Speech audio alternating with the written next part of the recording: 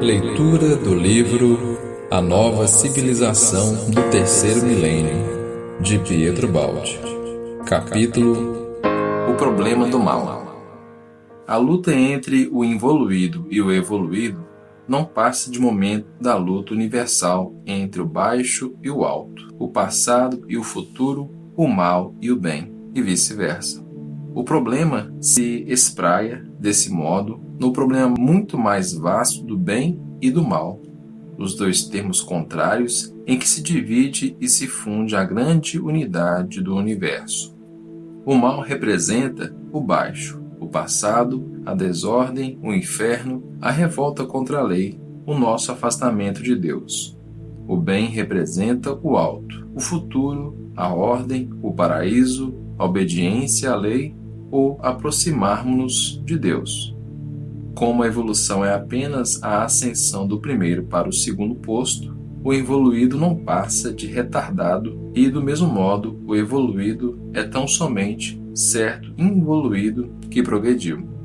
Com os dois termos contrários, mal e bem, se digladiam, assim o fazem também o involuído e o evoluído, que pertencem, respectivamente, ao primeiro e ao segundo termo. Para a compreensão de qual deverá ser o resultado da luta, analisemos a natureza e a estrutura dos dois sistemas de forças, confrontando o do mal com o bem. A análise nos indica também, implicitamente, o resultado fatal da luta entre o involuído e o evoluído, e ao contrário. Analisemos o fenômeno do mal. É evidente tratar-se de sistema de forças por natureza negativo, quer dizer, cuja característica fundamental reside na negação. Satanás é representado como espírito que nega, como o princípio da revolta no fundo do abismo. O Fausto de Goethe desenvolve essa psicologia em profundidade. Aí, onde o bem afirma sim, isto é, construir, harmonizar, progredir, diz o mal, não, ou seja, destruir, desarmonizar, regredir. Isso significa possuir natureza inadequada, desenvolver atividade em direção errada, constituir sistema de forças que apenas pode atingir resultado falso. Tudo isso está implícito no sistema, por força de seu próprio princípio e estrutura. Desse tipo são a natureza e a atividade do involuído. Vandálico por princípio, enquanto o evoluído é por natureza construtor e antidestruidor. A psicologia é diferente e o método de ação constituem exatamente a nota fundamental que os distingue. Essa natureza do involuído, como acontece ao mal, importa em atividade em direção errada. Isto é, permanecer fatalmente ligado à estrutura mesma do próprio sistema de forças, de modo a atingir apenas resultado falso. Assim, quem por princípio destrói, acaba, como destruidor, agindo contra si mesmo. Quem constrói, acaba construindo para si mesmo. Da natureza negativa das forças do mal, resultam três consequências importantes. Primeira, por parte do mal, absoluta impotência de construir para si mesmo e capacidade de desenvolver apenas atividade negativa, isto é, de embaraçar o trabalho construtivo alheio. Portanto, o mal subordina-se ao bem e existe apenas como força de negação do bem, quer dizer, é função dele, como da luz depende a sombra.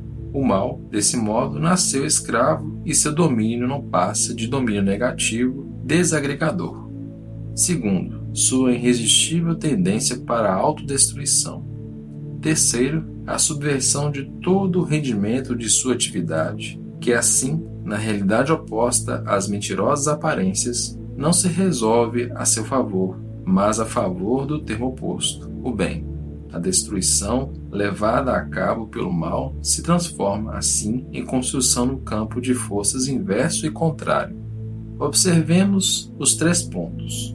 Trata-se de três momentos do mesmo processo, de três funções tendentes ao mesmo resultado, a vitória do bem.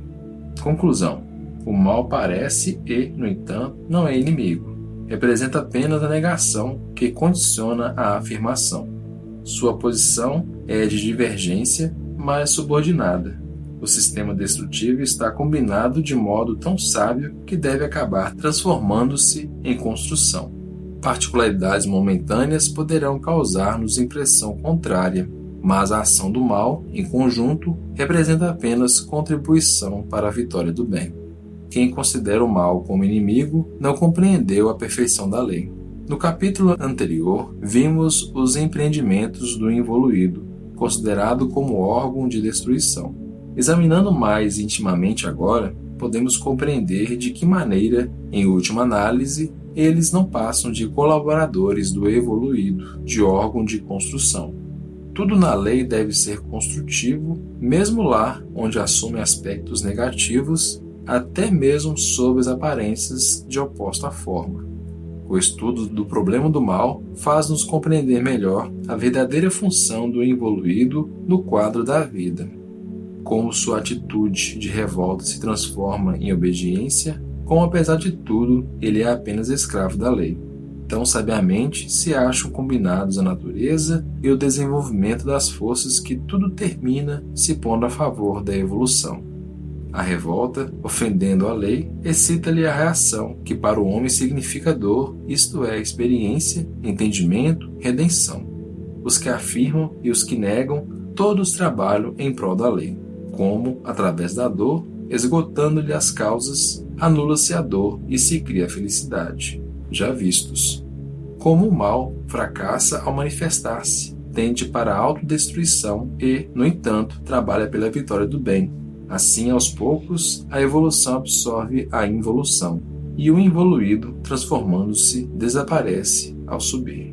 O primeiro dos três momentos, o processo de desenvolvimento das forças do mal, nos mostra o aspecto negativo da sua função. Por isso, considerando-se a sua natureza negativa, representa força esgotada, equilíbrio instável e provisório, posição falsa e insegura, apenas capaz de triunfos efêmeros. O tempo, de fato, constitui o grande inimigo do mal, sempre apressado porque reconhece a instabilidade de suas posições. Sozinho, pois, nada pode concluir de duradouro, embora sabiamente executadas. As construções do mal parecem tender irresistivelmente ao desmoronamento. Por mais perfeitas que sejam, falta-lhes o equilíbrio completo, única base estável e resistente. O que é resultado de negativas e destruições não pode afirmar-se e construir, mesmo no mal. Se a função do mal é para si mesma negativa, torna-se positiva em favor dos outros, embora contra estes também se dirija em sentido negativo. Desde que o princípio da subversão esteja na base do sistema, é claro que, desencadeada a força em si mesma negativa, esta, ao chegar, deve apresentar-se invertida, isto é, positiva. O trabalho maligno de embaraçar a atividade construtiva alheia transforma-se desse modo no exercício da útil função de resistência necessária à explicação do esforço humano, função de controle e verificação do experimento com que se conquistam exatamente as qualidades necessárias à evolução, e no da função de elemento secundário e indispensável para contrabalançar as forças dos dois termos opostos do binômio necessários para a luta de que nasce a evolução. Dessa maneira, a função do mal se transforma na de estimular e acelerar a atividade das forças do bem, isto é, tornar-se, embora em sua posição negativa, necessário e útil fator de progresso. Portanto, o mal, sem querê-lo, torna-se útil ao bem. Assim, Judas, contra a própria vontade, não trabalha para a desejada destruição de Cristo, mas para seu triunfo. No plano da criação, o mal submete-se ao bem e, como seu servo, deve, sem sabê-lo, cooperar na consecução de suas finalidades. A mentira engana a si mesma, o impulso egoísta nada pode fazer sozinho e, sem compreendê-lo, presta serviço ao seu rival. No segundo momento do mesmo processo, verificamos o agravamento do aspecto negativo da função do mal, agravamento que prejudica ao próprio mal. Não somente o mal pode construir-se por si mesmo porque é escravo do bem, como, em face de sua própria natureza negativa, arrasta-se inexoravelmente para a autodestruição. Tal é a triste posição de todos os destruidores, de quantos trabalham no campo de forças do mal.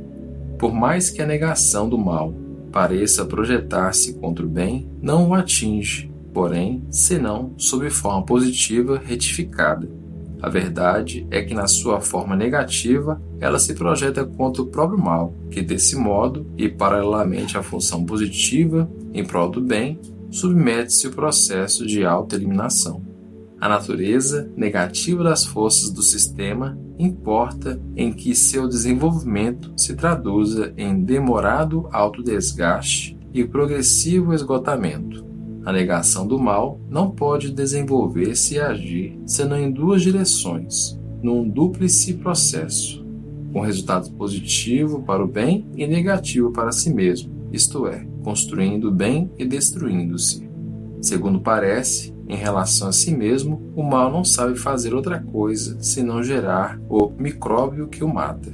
As próprias bases e a lógica do sistema implicam em que a vida do mal possa apenas consistir num suicídio, o suicídio de Judas, sua fatal autopunição.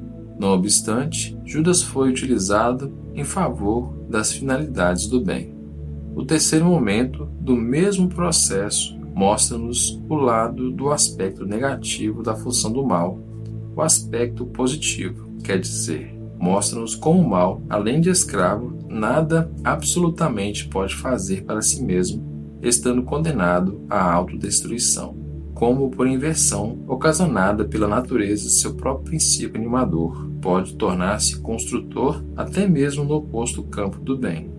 Chegado ao terceiro momento, o processo de desenvolvimento das forças do mal nos mostra, paralelamente ao aniquilamento dele, segundo momento, sua ressurreição, embora em posição invertida.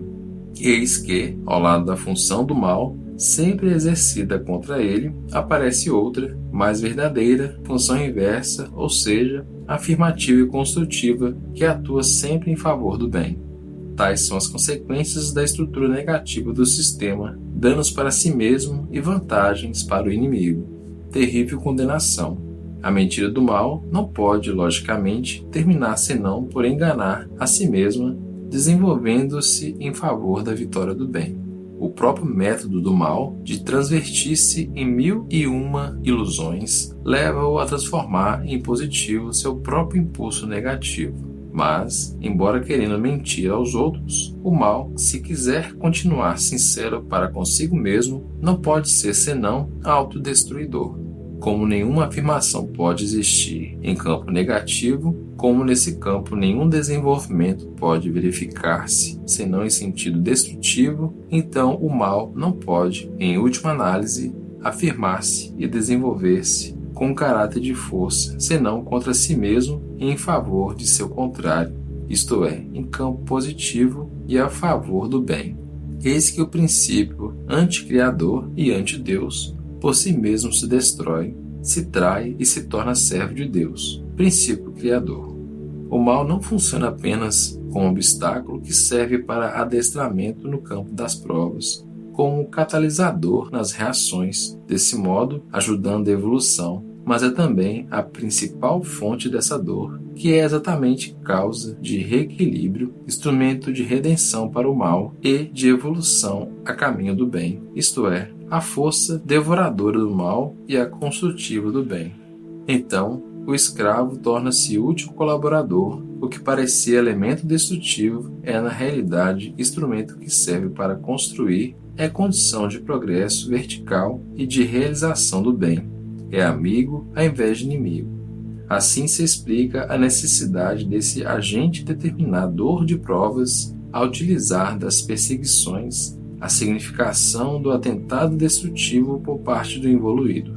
Assim se explica como o progresso se nutre dessas resistências ao invés de permanecer bloqueado por elas, pois se transforma, enfim, em impulsos favoráveis. Assim se compreende por que o Evangelho nos aconselha a que não façamos frente ao mal.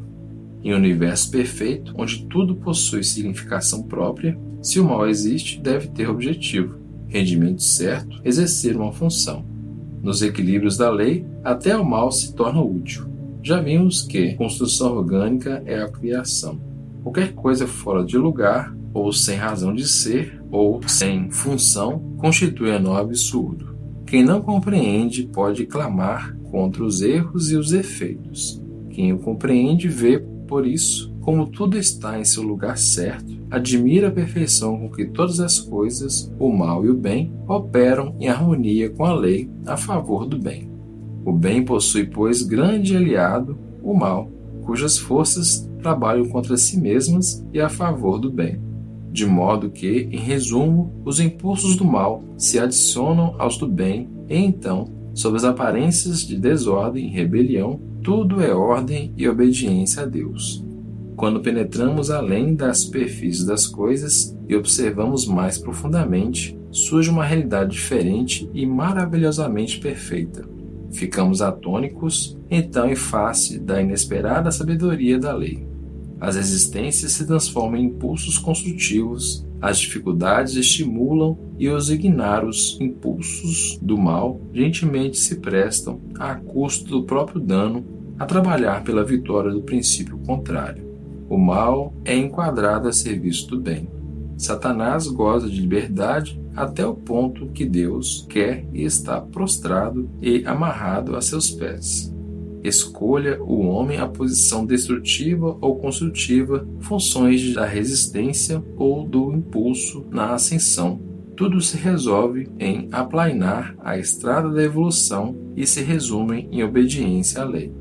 O estridor infernal da desordem é indisciplinado apenas no seu campo e interiormente, mas para além dos limites estabelecidos, tudo se enquadra no concerto das harmonias divinas. Assim, nas mãos de Deus, o próprio Satanás destrutivo se transforma em construtor, embora sem sabê-lo e querê-lo, de tanto negar e mentir, acaba por fazer o contrário daquilo que pensa estar fazendo. De tanto enganar, acaba sendo enganado. Judas desejava ganhar e matou-se. Pensava trair e tornou-se instrumento da paixão de Cristo, colaborador da redenção, negativo, mas útil. Todos os ataques do mal, também nesse caso, permanecem subordinados ao bem. Tudo coopera na vitória de Cristo. Isso nos mostra podermos ser derrotados 1000 vezes. O que decide a vitória final é estarmos ao lado da verdade. Nisso se resume a história do mundo. Em última análise, Satanás não existe senão por involuntária e inconsciente missão benéfica, fora da qual lhe resta apenas autodestruir-se. Cumprida a missão, aniquila-se. A essência da destruição do mal conserva-se latente dentro dele e é imposta inexoravelmente pela natureza mesma do organismo de forças de que ele se constitui. O mal carrega consigo o germe da própria destruição, posto nele para que tal aconteça. Representa o impulso central do sistema que o levará fatalmente à pulverização final. No universo, tal como está construído, é absurdo que o mal finalmente vença e o bem seja derrotado. Vemos, ao invés, que tudo se move em direção evolutiva, isto é, rumo à perfeição. A única razão que mantém vivo o mal é exatamente sua função benéfica. Assim, ambos se encaminham para o mesmo objetivo, por força da sabedoria divina dos dois inimigos, colaboram para a obtenção do objetivo comum. Ambos criam, o primeiro destruindo e o segundo construindo. Satanás acaba sendo, suprema ironia, escravo do bem e operário de Deus. Portanto, qualquer pessoa, demolidora ou construtora, evoluída ou evoluída, tente, queira ou não, dar-lhe contribuição construtiva.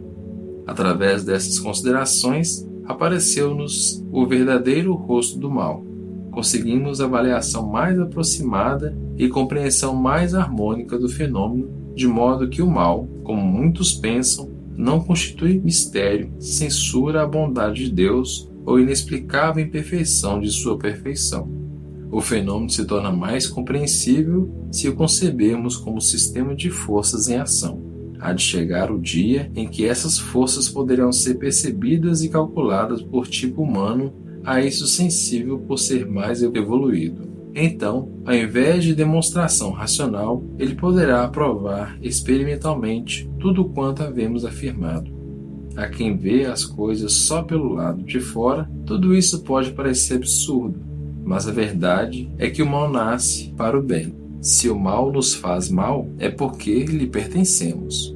Faz-nos mal na medida e nos pontos em que somos coniventes, quer dizer, na proporção em que já se encontra dentro de nós mesmos, ou melhor, é desordem nossa, tal como livremente a desejamos e incorporamos em nós mesmos. Nossa qualidade e posição é que nos torna vulneráveis à sua capacidade destrutiva. Retornamos por outros caminhos aos princípios já considerados, a lei da honestidade e do merecimento. Se formos culpados, o mal desempenhará em relação a nós o papel de justiceiro, mas se formos inocentes, nos transformará em mártires e promoverá nossa apoteose. Só para os malvados o mal é apenas mal, para os bons constitui o bem. O mal poderá semear a ruína dentro de nós apenas se lhe houvermos invadido o campo e decidido em seu terreno. Do outro modo, nada poderá contra nós. Noutras palavras, o mal retifica posições, é mestre que só intervém para corrigir onde há erro. Lá, onde a ordem já se estabeleceu, o mal fica sem ação porque não encontra ponto de apoio algum. Se em nós não existe falha alguma, o mal não sabe por onde entrar. Portanto, apenas proporcionalmente à nossa imperfeição é que estamos sujeitos ao mal que sofremos. Se a imperfeição abre as portas para a dor e permite que o mal ataque, acaba sendo corrigida e saneada automaticamente pela dor e pelo mal, e isso de tal modo que, façam o que fizerem, sua posição tende sempre a preencher automaticamente a falha através da qual entraram e a transformar-se em bem. O universo, portanto, contém em si mesmo o princípio de ressaneamento de todo erro. Esses conceitos podem, enfim, mostrar-nos racionalmente o significado lógico desse tão raramente aplicado método evangélico de não reação. Ouvistes que foi dito, olho por olho e dente por dente. Eu vos digo, porém, que não resistais ao mal, ao maligno, mas se qualquer te bater na face direita, oferece-lhe também a outra. Mateus, capítulo 5, versículo 38 e 39. Assim falou Cristo no Sermão da Montanha. Não se trata apenas de ato de amor, mas de método de vida logicamente colocado no sistema universal em que a defesa do justo é fato automático. Para quem não conhece a lei, isso é absurdo. Não obstante, nossa miopia nos torna vítima de ilusão quando nos faz acreditar que reação significa defesa. Agora estamos em condições de compreender que reação não quer dizer isso. Não fecha, mas abre as portas ao mal, que acaba sendo bloqueado por outros meios. No seu próprio campo de forças, introduz o mal quando recebe e devolve a violência. O sistema da lei já é de si mesmo justo. Não precisa de intervenções humanas para tornar-se tal. Só a Deus compete julgar e distribuir justiça. O justo é automaticamente protegido pela lei. Quando somos injustos e merecemos ser prejudicados, a defesa que promovermos de nada nos valerá sem a de Deus. O evoluído, que compreendeu a lei, segue o método de não reação preconizado por Cristo. O involuído segue o do mundo animal, olho por olho e dente por dente. O primeiro, confiando-se à justiça de Deus, defende-se com merecimento. O segundo tem a seu favor apenas a força. Por isso, é mais débil e inseguro. O método do evoluído, contudo, lhe parece forma de debilidade e vileza, quando o evoluído é, isso sim, indivíduo consciente. Mas na atuação dos dois métodos há esta grande diferença. O primeiro importa na necessidade de sermos honestos.